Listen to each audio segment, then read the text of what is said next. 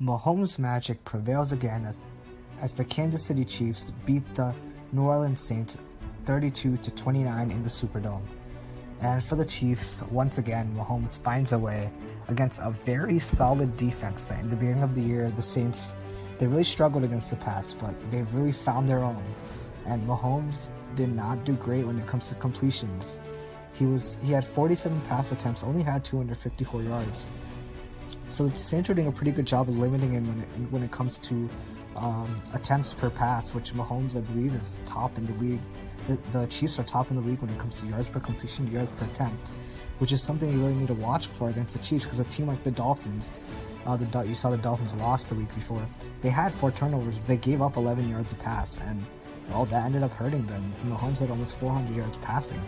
But in this game, Mahomes really had to dig in deep and made spectacular, mesmerizing throws. I mean, underhand, overhand, rolling to the left, rolling to the right. He had it all in this game. He pulled out all the stops. And really, I mean, I wouldn't say they escaped, but I mean, it was a close game. And really, you got to be kicking yourselves if you're the Saints, because looking at the playoff picture now, you needed that win. That is a huge loss. And they had opportunities. I think for me, the biggest play of the game, and the score indicates, by a 3-point win by the Chiefs, that there was a fumble forced, a mistake at the end of the half by Demarcus Robinson. He was returning a punt, but he kind of just wiggled his way. He was taking way too long, and he was taken down by a couple of Saints players, and one of them knocked the ball loose. I believe Anzalone it was, linebacker for the Saints. It went into the end zone. It was there for the taking. A Saints player, I believe it was Anzalone who recovered it. I don't know if he was the guy who forced the fumble, but he had the ball there. He fell on the ball, but the ball just squirted out. And instead of 7, they get 2. That's 5 points right there. And I think Breeze really got off to a slow start. He didn't complete a pass until, I think, the second quarter. And if he completed less than 50% of his passes. And that may have been the difference right there, Drew Brees. Also, Cam Jordan got ejected for throwing a punch. You just can't do that. I mean, they needed a guy like him in the defensive end, because the Chiefs got a couple touchdowns in the fourth quarter. And really, that was the difference. You got to be kicking yourself, though. You're the Saints, man. This is a huge loss. Because now that playoff picture, the race for the number 1 seed, just got a lot easier for another team not named the Saints. The Green Bay Packers are officially now the 1 seed. They've kind of been up on there the entire year, but now it just seems like they've got it, and they've got it for good. And really, this is not... If the Saints don't make the Super Bowl, or they lose in Lambeau, this is the game you got to turn to, because if New Orleans wins out, and they could have won this game, they couldn't, but they should have won this game. This is a game you got to win. But you win this game, you get home field. The playoffs run through the Superdome. Instead, you got Lambeau and you got the cold. And everyone knows it's very, very difficult to win in Lambeau. And Aaron Rodgers turns it up. If it's cold, it gets a lot colder when you got Aaron Rodgers on the other side. He's a bad man. So now, the Saints are looking a little shaky. They've lost 2 in a row, so something to be wary about. And Breeze did not look very, very good. He did not look great coming back. So it's something to look for. And for the Chiefs, they're all but the number 1 seed. The playoffs run through, the AFC runs through Kansas City once again. And they're looking good. They know how to win. That's the difference between this season and last season. They know how to, they can escape with a win, they can blow you out, they can turn the ball over 4 or 5 times and get a win, they can turn the ball over 0 times and get a win. But they'll win. That's the bottom line. And that's what the Chiefs just did on Sunday. And to me, they've convinced me. What else are they going to do? They're a Super Bowl contender. And besides the Buffalo's offense, at least for the offensive side, besides Buffalo, no other team can compete, hands down. And overall, Chiefs are the number 1 team to beat. The Tennessee Titans and the Indianapolis Colts both win in Week 15, keeping the pace in the AFC South race. They're both now 10-4, and in Week 15, the Titans outscored, really aired out the Detroit Lions and won 46-25, while the Colts narrowly escaped. This is the second time They really struggled against Deshaun Watson and the Texans. They escaped 27-20 thanks to a fumble by one of the Texans wide receivers at the 2-yard line, having a chance to tie the game. And Deshaun Watson once again loses a close game, and the Houston Texans fall to 4-10. But the Indianapolis Colts somehow win again, and they're now 10-4. But for both of these two teams, they have a couple tough games ahead. The Colts are playing at Pittsburgh next week at 1 o'clock. That's going to be a pretty tough game. And while the Titans, they're also playing a pretty tough game. They're playing at Green Bay at 8:20 on NBC. It's going to be a pretty good game. You should tune in, any football fans. So if the results really hold for the next couple weeks, both teams will most likely be at 11-5, and the Titans will get that tiebreaker due to their division record, I believe. Yeah, I think their division record is how they do tie breaks in the division, which means that the Titans will most likely be the 3 or the 4 seed. Most likely the 4 seed because Buffalo won this week and improved to 11-3, so it'll most likely be the Titans at 11-5, getting the 4 seed, playing at home in the wild card round, while the Colts are slated to be either the 5th or the 6th seed. Right now they're tied with the Browns. It's going to be a pretty exciting finish to see who gets that 5th and 6th seed. But the Colts, they get a much needed win, and they're tied with the Titans, both at 10-4. The Dolphins run over the Patriots by a score of 22-12, and wow, this is a delight. I mean, a delight to say. The Patriots' playoff hopes are snapped for the first time in 12 years, and the Dolphins did it back then in 2008, and they do it again. The Patriots do not make the playoffs. They're now 6-8. The Miami Dolphins improved to 9-5, and their playoff hopes are much well and alive. And today, it was not Tua. It was the running game today. And the defense, as always, chipping in.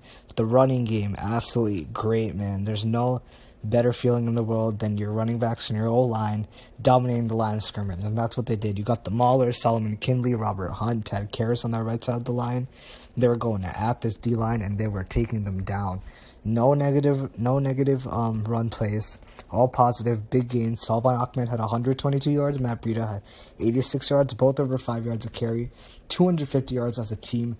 Phenomenal performance on the ground. Tua did not have a great game. However, he didn't need it. He did well enough against a Bill Belichick-led defense who has a great secondary led by Stephon Gilmore. Sorry he's injured. Sucks for him, but he did get injured. It is tough. And they have J.C. Jackson, who's second in the league in interceptions. He picked off 2 at the goal line. Bad play. A couple bad plays by Tua. Interception. Sack when he didn't need to. Did not really throw the ball away. Not too many incompletions, but he played well enough. And the defense, another takeaway. I think that's 20 straight games. I know it's the longest active streak in the NFL. 20 straight games with a pick. Sorry, I apologize, with a turnover. 20 straight games with a turnover. And they almost had another one where X ran down the sideline for a touchdown, but unfortunately Christian Wilkins touched the ball out of bounds. It would have been a scoop and score. But, of course, Howard does what he does. He came back and he made up for it with the fumble on the third quarter that gave the Dolphins the ball at that time. So, the Dolphins win. They improved to 9-5. Their playoff hopes are well and alive, and they got a big-time game, primetime Saturday night against the Raiders. It's going to be a good one. So, Patriots eliminated. Dolphins still in the wild card race.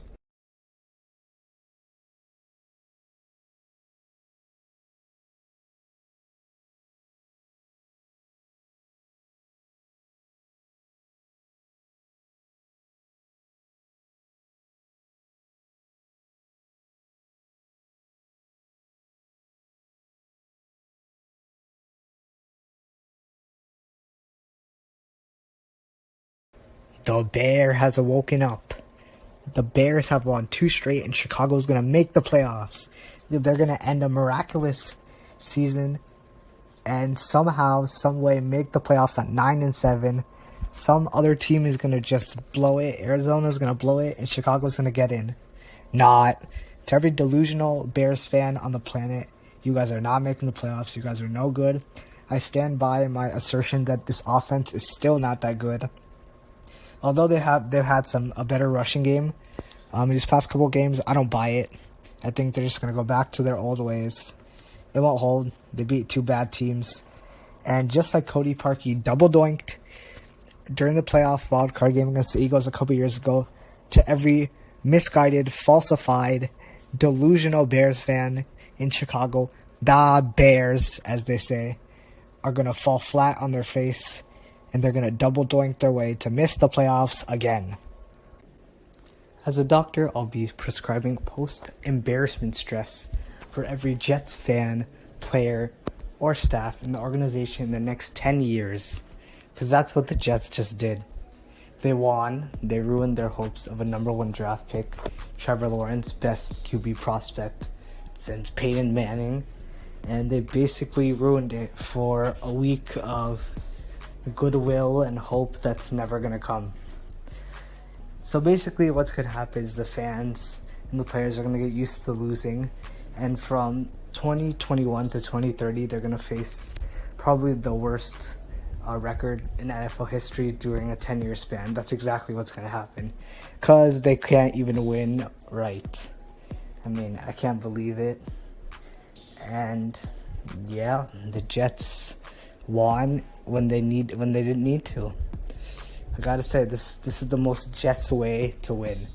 The Jets lose so badly, and the Jets win so badly. As for the Rams, you hear that silence? Yup, that's not any problem. That's the Rams' progress in the last 4 years under Jared Goff. Absolute silence. They did go to the 2018 Super Bowl, but do you remember what happened?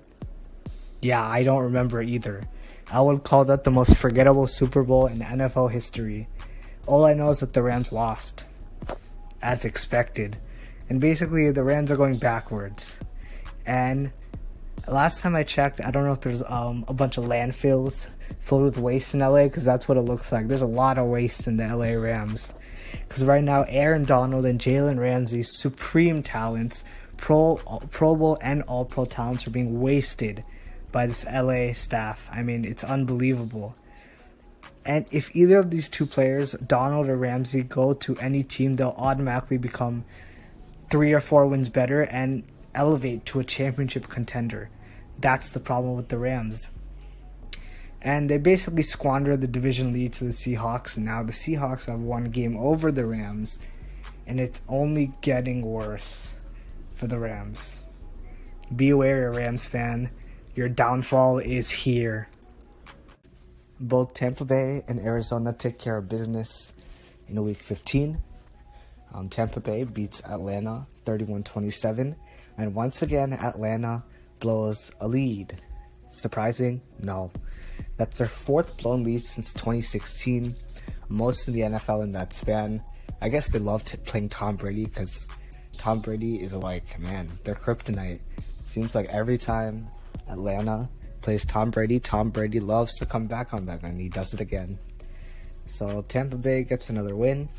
They improve to 9-5, and right behind them is Arizona. They win a pretty close game against the Eagles, 33-26. Kyler Murray had a great game. He had 4 touchdowns, and I think he had 4 touchdowns, 3 in the air and 1 on the ground. Phenomenal game. He had 400 plus passing yards.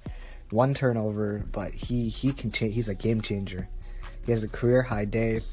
The Cardinals edged the Eagles, and I do want to talk about the Eagles for a bit because I think they found their quarterback, and one of my friends requested me to talk about this, so thanks, man, and I'll dive into it for a bit.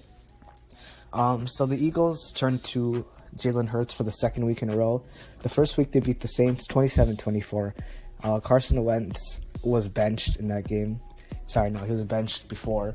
And Hurts got his first start against the Saints, and they won. And this is the 2nd game now. He plays well, no turnovers, and he throws the ball down the field, fairly accurate, and he doesn't turn the ball over. And that was Carson Wentz's problem. And Eagles, I think he found your quarterback, and Carson Wentz I think he's done. And as Dan Orlovsky said, he said it best on last week on ESPN. He said that Carson Wentz may not play another snap for the Eagles, and I think he's absolutely right. I think Carson Wentz is done. I think he reached the ceiling a couple of years ago when he helped get the Eagles to the Super Bowl, but again, that was a couple of years ago, and it just feels like the Eagles are treading water every year. They're falling lower and lower, kind of going downhill. And Wentz has a lot of turnovers this season. I think it's 18, 20, I don't know. But Jalen Hurts, once again, impresses. I think he's a good quarterback, quality quarterback out of Oklahoma, and he grew a lot from Alabama to Oklahoma during college. He was more of a runner in Alabama, and he didn't have that throwing down the field ability, but I think he really improved and changed his game, and he made it more dynamic, more dual threat. And I think he can be a big difference. He had over 300 yards passing, 3 touchdowns, no interceptions, and 63 yards rushing and a touchdown. And that's what I call a winning quarterback right there. And I think Eagles fans are officially going to turn on Wentz if they haven't already. I think we all know how Eagles fans are. They like to, to get on someone hard. If they love them, they ride with them. If they don't, they'll hate them. And that's what Carson Wentz right now is to the Eagles. I mean, the guy's being paid $100 million. Man, if I got $100 million to sit on the bench, I would buy a house, buy a car. Man, that would be a dream. Such a dream. But the guy's being paid $100 million to ride the bench and throw turnovers. So, yeah, that's a problem. But I think the Eagles have found their quarterback. And this game was actually pretty interesting because we had Jalen Hurts versus Kyler Murray. 2 quarterbacks, both from Oklahoma, and I have to give credit to the Oklahoma head coach Lincoln Riley. He will get a job in the NFL very soon. He's a phenomenal coach. The guy is a quarterback guru. He's not a fraud like Adam Gase, but he's a real quarterback guru. The guy can coach quarterbacks, and he makes dynamic offenses. And I gotta give credit to him because these are his 2 former quarterbacks dueling it out on a football field in a very competitive game. So I gotta give credit to the Oklahoma head coach Lincoln Riley. The Arizona Cardinals get a win, and they stay in the playoff race. They're at number 7. And since the Bears aren't going to make the playoffs, they're in. And for the Eagles, they are closing in on the NFC East. It's getting closer and closer. They have a shot. I don't know if they'll make it. I think Washington is the favorite right now. It will be tough still. It will be tough to make it. So right now, Washington is 6-8. They lose a close game against Seattle, but they're in the lead. And I think Washington will win the division, but I think the Eagles struck gold. I think they've got their quarterback in Jalen Hurts. They just got to build around him.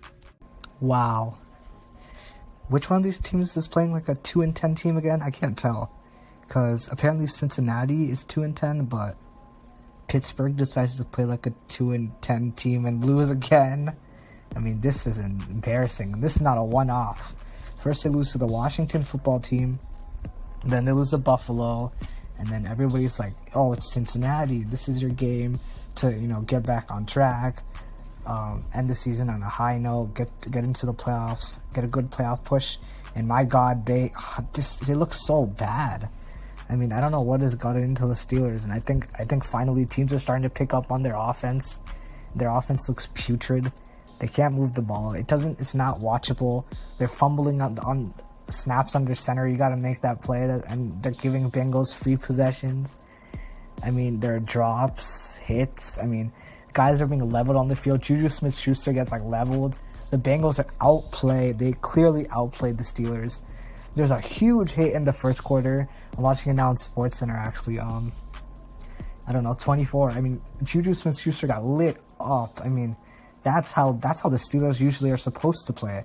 They play with physicality, they get in your face, and they just got a taste of their own medicine, and they deserved it. Steeler Nation, you're in trouble, because now the Steelers drop to the 3rd seed, Buffalo leapfrogs them, and now here come the Browns, man. Baker Mayfield, Dog Pound Nation coming at you, man. And I think the Steelers may be upended after a great start, undefeated. The Steelers have the Colts next week, and the Colts are no pushover. They're a good playoff team. And if they're how everybody says they are, the way they play, they have Jonathan Taylor, Philip Rivers plays at a high level. The Steelers are in trouble. If the Steelers was that game, Browns-Steelers week 17 for the division. And unfortunately, that's most likely going to be the one on Monday Night Football, so that means the Dolphins won't get it. But Steelers played, terrible. I think they had 7 passing yards in the first half or something, first quarter. Ben Roethlisberger throws 170 yards on 4.5 yards per attempt. I mean, that's seriously, man. The guy's playing like he's 50. I mean, I'm sorry, Big Ben, you got to retire. They got to get a new quarterback. He can't throw down the field. The offense doesn't even look good. The defense is okay, but again, it doesn't matter. I mean, this is not even. I can't even say embarrassing because this is I mean, this is supposed to be a championship team. Like 3 weeks ago, we were saying, Pittsburgh, can they beat the Chiefs? I mean, clearly the Chiefs shows that they can't be beaten. The Chiefs are beating everybody. You know what? Whether Mahomes throws 3 interceptions or Mahomes has a perfect passer rating, they'll win. And the Steelers are looking like the exact opposite. Big Ben throws for 3 touchdowns, or he plays like this, they'll lose. This is 3 straight losses. And Steelers, you got to get a grip, because if you don't, you're going home early this season.